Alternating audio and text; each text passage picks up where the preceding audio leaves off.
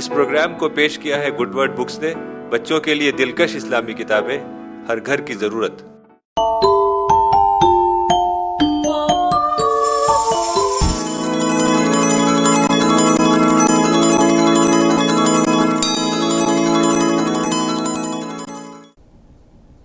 تو ایک بار یوسف نے خواب دیکھا۔ انہوں نے دیکھا کہ 11 ستارے اور سورج اور چاند سب انہیں سجدہ کر رہے ہیں۔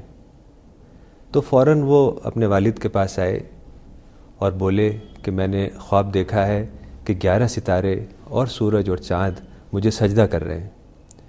تو حضرت یعقوب ایک پیغمبر تھے، وہ ایک پروفٹ تھے۔ ان کو اندازہ ہو گیا کہ یہ کوئی بہت اہم خواب ہے، یہ بچہ بڑا ہو کے ضرور کوئی بہت بڑا کام کرے گا جس بات کی طرف اس خواب میں اشارہ کیا گیا ہے، یعنی ایک طریقے سے یہ خواب ایک بشارت ہے، اس میں ایک خوشخبری بتائی گئی ہے۔ تو انہوں نے کہا کہ تم یہ خواب اپنے بھائیوں کو مت بتانا، ہو سکتا ہے کہ وہ تمہارے خلاف کوئی کانسپریسی کریں، کوئی سازش کریں، تمہیں کوئی نقصان پہنچانا چاہیں۔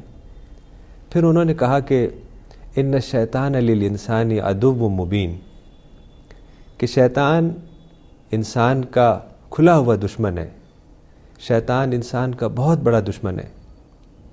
حالانکہ بظاہر انہیں یہ کہنا چاہیے تھا کہ تمہارے بھائی بہت خراب ہیں، تمہارے بھائی تم سے حسد کرتے ہیں، تم سے نفرت کرتے ہیں، تو بھائیوں کو خراب کہنا چاہیے تھا، بھائیوں کو دشمن کہنا چاہیے تھا۔ لیکن انہوں نے شیطان کو دشمن کہا، بھائیوں کو دشمن نہیں کہا۔ تو اس میں ہمیں بہت ہی بڑا سبق ملتا ہے کہ انسان کبھی کسی کا دشمن نہیں ہوتا۔ انسان تو ایک وقتی کسی وجہ سے دشمنی کرتا ہے، اور پھر جب اس کا کانشنس جاگتا ہے، اس کے اندر ریپینٹنس آتی ہے، تو پھر وہ واپس ویسے ہی ہو جاتا ہے جیسے جب پیدا ہوا تو تھا، یعنی دوبارہ نیچر پر آ جاتا ہے۔ آپ اس قصے میں دیکھیں گے کہ بھائیوں نے ایک بہت ہی برا کام کیا، پھر بعد میں ان کے اندر ندامت جاگی، کانشنس ان کا جاگ اٹھا، ریپینٹنس ان کے اندر جاگی، اور انہوں نے معافی مانگی اور اپنی روش کو بدل دیا۔ تو قرآن سے ہمیں یہ پتہ چلتا ہے کہ ہمیں کبھی انسان کو دشمن نہیں سمجھنا چاہیے، بلکہ دشمن تو شیطان ہے۔ قرآن میں آتا ہے ادفع باللتی ہی احسن فاذا الذی بینک وبینہ عداوۃ کأنہ ولی حمیم، کہ تم برائی کا بدلہ اچھائی سے دو، تم برائی کا بدلہ بھلائی سے دو، تو تم دیکھو گے کہ تمہارا دشمن تمہارا گہرا دوست بن جائے گا۔ Do good deed in return for bad deed, and you will see that your enemy has become your dearest friend۔ تو اس طریقے سے قرآن سے ہمیں یہ ٹیچنگز ملتی ہیں کہ انسان کو کبھی دشمن نہیں سمجھنا چاہیے، بلکہ شیطان کو دشمن سمجھنا چاہیے، چونکہ شیطان ہمیں برائی کی طرف لے جاتا ہے، وہ ہمیں وسوسہ دل میں ڈالتا ہے، وہ بیوٹیفائی کرتا ہے، یعنی جو بری چیزیں ہیں ان کو اچھا کر کے دکھاتا ہے۔ قرآن میں اس کو تزیین کہا گیا ہے۔ اور اسی طریقے سے فرشتہ ہمیں چاہتا ہے کہ وہ ہمیں اچھی باتیں سکھائے، ہمارے دل میں اچھی باتیں ڈالے، پازیٹیوٹی ہمارے اندر پیدا کرے۔ تو شیطان سے ہم کیسے بچیں؟ شیطان سے بچنے کا صرف ایک ہی طریقہ ہے کہ ہم دعا کریں۔ تو ہمیں کیسے پتہ چلے کہ ہم شیطان کے اثر میں ہیں؟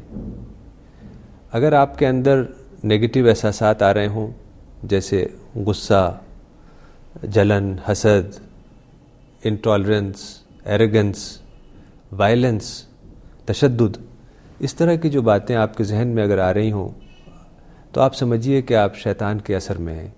تو آپ کو دعا کرنی چاہیے، صرف اللہ تعالیٰ ہی شیطان سے ہمیں بچا سکتا ہے۔ قرآن میں بہت سی دعائیں آئی ہیں۔ مثال کے طور پر جب ہم قرآن پڑھنا شروع کرتے ہیں تو ہم کہتے ہیں اعوذ باللہ من الشیطان الرجیم، یہ بھی ایک دعا ہے۔ اور ایسے ہی ہم کہتے ہیں لا حول ولا قوۃ الا باللہ العلی العظیم، یہ بھی ایک دعا ہے شیطان سے بچنے کے لیے۔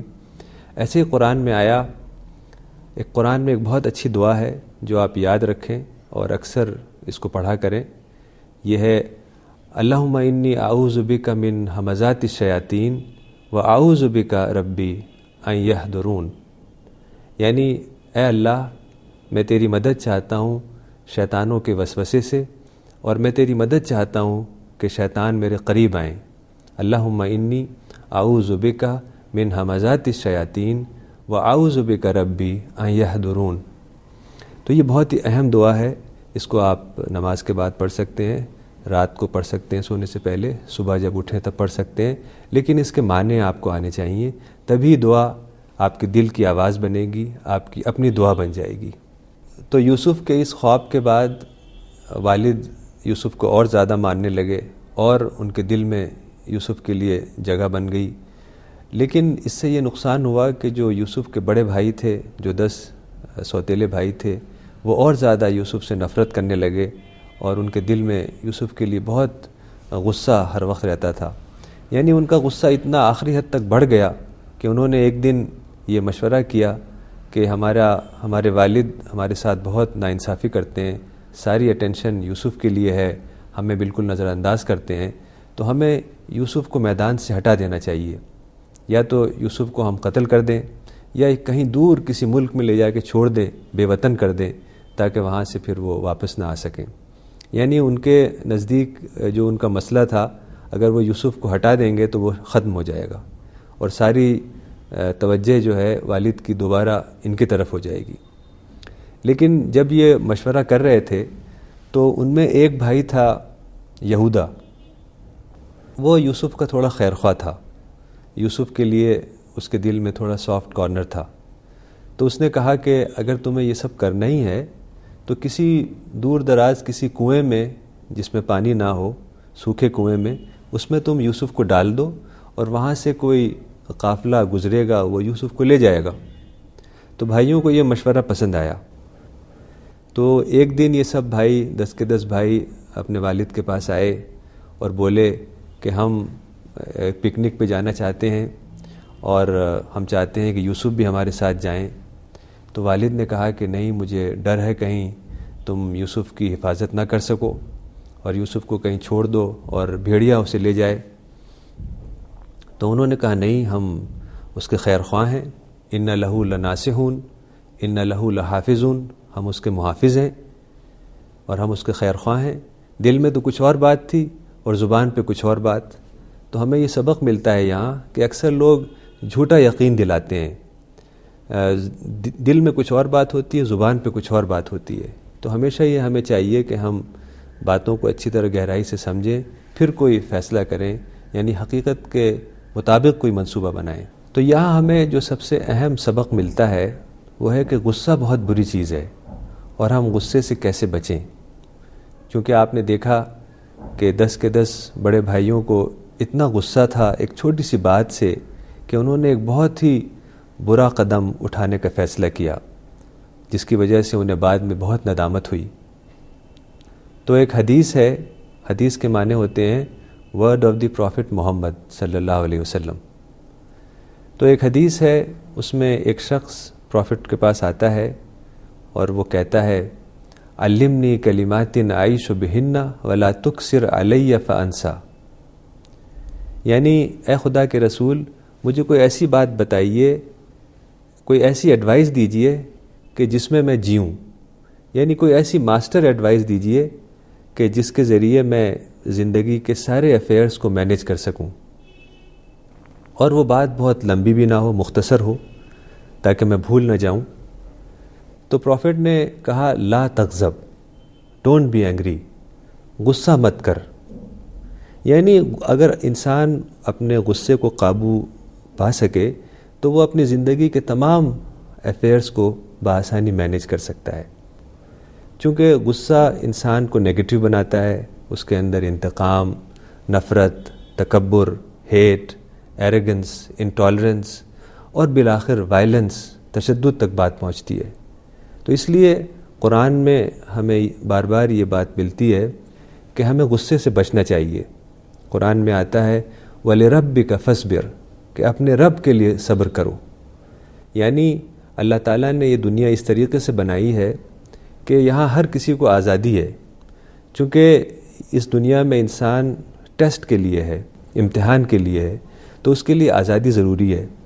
تو کوئی شخص آزادی کو صحیح استعمال کرے گا، آزادی کا پراپر یوز کرے گا، اور کوئی شخص آزادی کو مس یوز کرے گا، تو جو آزادی کو مس یوز کرے گا تو ظاہر ہے اس کی وجہ سے آپ کو تکلیف ہو سکتی ہے، آپ کو غصہ آ سکتا ہے، تو آپ کو یہاں صبر کرنا ہے، اور اگر آپ صبر کریں گے تو اس پہ آپ کو خدا بہت بڑا ریوارڈ دے گا۔ تو ایک دن صبح سویرے 10 کے 10 بڑے بھائی پکنک کے بہانے گھر سے نکلے، اور یوسف کو بھی انہوں نے ساتھ لے لیا۔ یوسف اس دن بہت خوش نظر آ رہے تھے، ان کو یہ گمان بھی نہیں تھا کہ بھائیوں کے دل میں کیا ہے۔ تو یہ لوگ گاؤں سے بہت دور نکل گئے، جنگلوں کی طرف، اور جب بہت دور نکل گئے تو وہ ایک کنویں کے پاس پہنچے۔ بھائیوں نے پہلے سے یہ پلاننگ کر رکھی تھی کہ جب ہم اس کنویں کے پاس پہنچیں گے تو اس میں یوسف کو ڈال دیں گے۔ تو جب وہ کنویں کے قریب پہنچے تو پیچھے سے کچھ بھائیوں نے یوسف کو پکڑا اور کنویں میں ڈالنے کی کوشش کی۔ یوسف کے کچھ سمجھ میں نہیں آیا، تو انہوں نے چھڑانے کی کوشش کی، لیکن وہ چھڑا نہیں سکے۔ لیکن اس کشمکش میں یوسف کی قمیض اتر گئی اور ایک بھائی کے ہاتھ میں آ گئی۔ تو اس طریقے سے یوسف کے بھائیوں نے یوسف کو اٹھایا اور کنویں کے اندر ڈال دیا۔ کنویں میں کوئی انہیں زیادہ چوٹ نہیں آئی، بس معمولی سی خراش آئی، کنواں سوکھا ہوا تھا، اس میں پانی وغیرہ نہیں تھا۔ تو یوسف نے پھر بہت مدد کے لیے پکارا، لیکن یہ ظالم بھائی ہنستے ہوئے اور مذاق اڑاتے ہوئے گھر کی طرف واپس چل پڑے۔ جب ان کو کنویں میں ڈالا گیا تھا تو حضرت یوسف کی عمر تقریباً 16 سال تھی۔ وہ ایک بہت حوصلہ مند نوجوان تھے۔ بھائیوں نے اتنا برا سلوک کیا، لیکن اس کے باوجود بھی انہوں نے بھائیوں کو برا بھلا نہیں کہا، بلکہ اللہ تعالیٰ سے دعا کرتے رہے اور مدد کا انتظار کرتے رہے۔ یعنی خدا پر اعتماد اور ان کی ہمت نے ان کا ساتھ دیا۔ کہا جاتا ہے کہ اسی طریقے سے تقریباً 3 راتیں انہوں نے کنویں میں گزاری اور انہیں نیند آ گئی۔ اللہ تعالیٰ نے انہیں خواب کے ذریعے ان کے فیوچر کے بارے میں بتایا۔